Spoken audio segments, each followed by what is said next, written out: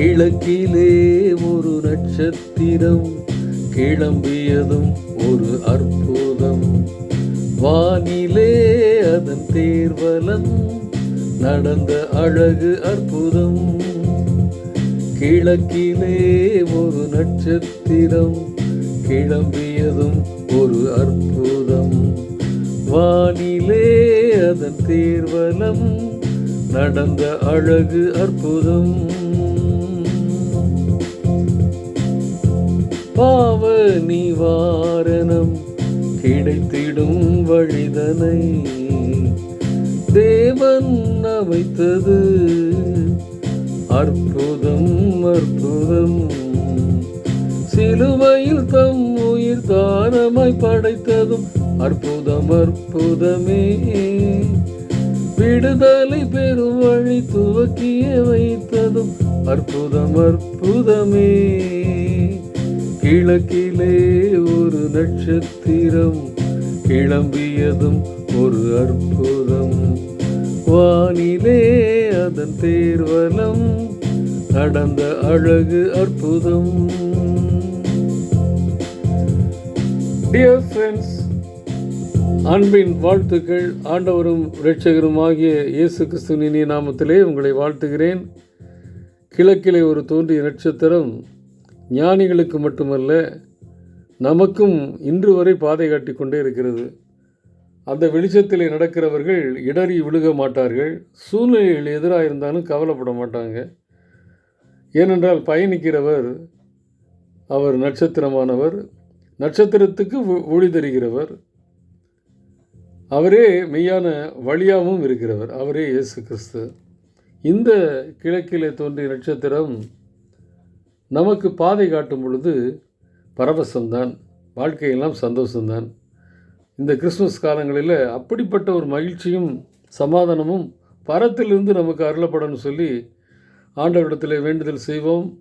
குறிப்பாக ஊழியத்தை மேற்கொள்கிற அனைத்து ஊழியர்களுடைய சுக பலன்களுக்காக ஊழியத்தை சுதந்திரமாய் ஆண்டவருடைய சித்தப்படி செய்வதற்கேற்ற சத்துவத்தையும் வல்லமையும் தரணும்னு சொல்லி அவங்களுக்காக ஜெபம் பண்ணுங்க. அநேக ஊழியர்கள் இன்றைக்கு நோய்வாய்ப்பட்டு வியாதினாலே கஷ்டப்படுகிறதை பார்க்கிறோம். எதிர்ப்பினாலே ஊழியத்தை செய்ய முடியாத தடைகள் இருக்கிறது.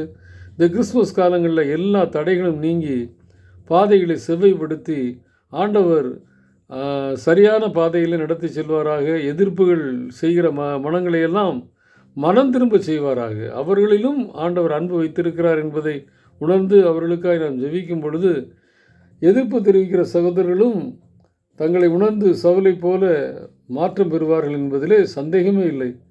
நம்முடைய விசுவாசம்தான் அவராலே கூடாத காரியம் ஒன்றுமில்லை என்பதை நமக்கு கற்றுத்தருகிறது. கிறிஸ்துமஸ் என்பதே தேவனால் எல்லாம் கூடும் என்பதையும் நமக்கு உணர்த்துகிறது. அப்படிப்பட்ட ஆண்டவர் நம்முடைய வாழ்க்கையில் எல்லாவற்றையும் கூட செய்வாராக. 2 கொரிந்தியர் 2ஆம் அதிகாரத்தின் கடைசி வசனத்தை வாசிக்கும் பொழுது பவுலுடையாருடைய வாழ்க்கையில் எத்தனையோ டிஸ்கரேஜ்மெண்ட் வந்துச்சு. சர்க்கம்ஸ்டன்ஸஸ், சூழ்நிலையில் பார்த்திங்கன்னா அவரை டிஸ்கரேஜ் பண்ணிச்சு.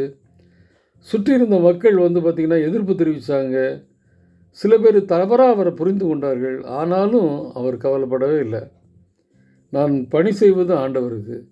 சூழ்நிலைகளையோ சந்தர்ப்பங்களையோ நம்மை குறித்து முழுமையாக அறியாதவர்களோ நம்மளை டிஸ்கரேஜ் பண்ணலாம், நம்ம டிஸப்பாயின்மெண்ட் ஆகக்கூடாது.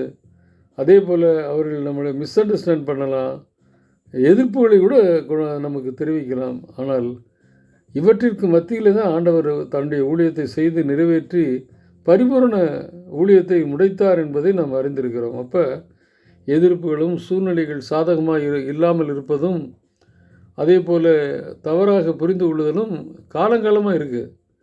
அதை குறித்து நம்ம மனதை சாய்த்து விடாதபடி, அதனாலே சோர்ந்து போய்விடாதபடி ஆண்டவரை மட்டும் நோக்கி பார்த்து நம்முடைய பணிகளை செய்ய வேண்டும் என்பதை ஆண்டவர் கற்றுத்தருகிறார். 2 கொரிந்தியர் 2ஆம் அதிகாரம் கடைசி வசனம் என்ன சொல்லுது பார்த்திங்கன்னா, அழகாக சொல்கிறார். எப்படி இருக்கணுமா, நம்ம எப்படி போதிக்கணும் அப்படிங்கிற போது வேதத்தை துப்புரவாக போதிக்கணும், தவறில்லாமல் போதிக்கணும் அப்படிங்கிறத அவர் 2 கொரிந்தியர் 2ஆம் அதிகாரத்திலே கடைசி வசனத்தில் கற்றுக் கொடுக்கிறார். அநேகரை போல நாங்கள் தேவ வசனத்தை கலப்பாய் பேசாமல் துப்புரவாகவும் தேவனால் அருளப்பட்ட பிரகாரமாகவும் கிறிஸ்துவுக்குள் தேவ சந்நிதியில் பேசுகிறோம். அப்போ எனக்குள்ளே என்ன இருக்கணும்னா கிளியர் 3 C இருக்கணும். கிளியர் கான்சியஸ்னஸ், கம்பேஷனேட் ஹார்ட் இருக்கணும், கான்கோரிங் ஃபெய்த் இருக்கணும். தெளிந்த மனநிலை இருக்கணும், கிளியர் கான்சியஸ் இருக்கணும். அதே மாதிரி மனதுருக்கம் நிறைந்த மனம் இருக்க வேண்டும், கம்பேஷனேட் ஹார்ட் இருக்கணும். விசுவாசத்திலே வெற்றியை மட்டும் பெறுகிற அளவிற்கு நம்பிக்கை இருக்கணும், கான்கோரிங் ஃபெய்த் இருக்கணும். இந்த சூழ்நிலையில் ஆண்டவரிடத்தில் வல்லமையை பெற்றுக்கொண்டு நான் ஊழியம் செய்தேன்னா நிச்சயமாக எதிர்ப்புகளை கண்டோ சூழ்நிலைகளை கண்டோ தவறாக புரிந்து கொள்ளுதலை கொண்டோ தோற்று போக மாட்டேன். ஏனென்றால் அவர் ரோமருக்கு எழுதும் பொழுது 8ஆம் அதிகாரம் 31வது வசனம், தேவன் நம்முடைய பட்சத்தில் இருக்கிறார். நமக்கு விரோதம் இருக்கிறது யார்? நம்ம யாருமே நமக்கு விரோதம் கிடையாது. தேவன் நம்மக்கிட்ட பட்சத்தில் இருந்தால் யாரையுமே நம்ம விரோதமாக பார்க்க மாட்டோம், விரோதமாக இருக்கவும் முடியாது. அப்படி இருந்தாலும் ஆண்டவர் நம் பட்சத்திலிருந்து நமக்கு வெற்றி தருகிறவராக இருக்கிறார். அதே ரோமர் 8ஆம் அதிகாரம் 37வது வசனத்தில், இவைகள் எல்லாவற்றிலையும் நாம் நம்மில் அன்பு கூறுகிறவர்களாலே முற்றிலும் ஜெயம் கொள்கிறவர்களாக இருக்கிறோம். சாதாரண ஜெயம் இல்லை, பூரண ஜெயம், பூரண வெற்றி. நம்முடைய பணியில் பூரண வெற்றியை பெறுவோம். ஆகையாலே ஊழியம் செய்யும் பொழுது ஏற்படுகிற எதிர்ப்புகள், சூழ்நிலைகளின் தாக்கம், தவறாக புரிந்து கொள்ளுதல், இவையெல்லாம் குறித்து நம்ம கவலைப்படாதபடி எப்படி இருக்கணுமா, கிளியர் கான்சியஸோடு, அதே நேரத்தில் கம்பேஷனட் ஹார்ட்டோடு, கான்குயரிங் ஃபெய்த்தோடு ஆண்டவருடைய பணியை தொடர்ந்து நிறைவேற்றுவோம். அதற்குரிய சன்மானத்தை ஆண்டவர் தருவார்.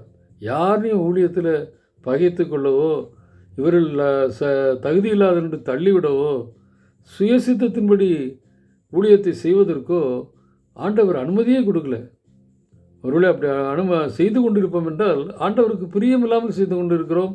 அதில் எந்த கிறிஸ்து விரும்புகிற விளைவுகளை நம்ம பார்க்க முடியாது. அதுதான் நல்லா இருக்கும், எல்லாம் சந்தோஷமாக இருக்கும், எல்லாமே ஒரு ஃபெய்த்தை ஐக்கியமாக இருக்கிற மாதிரி தெரியும்.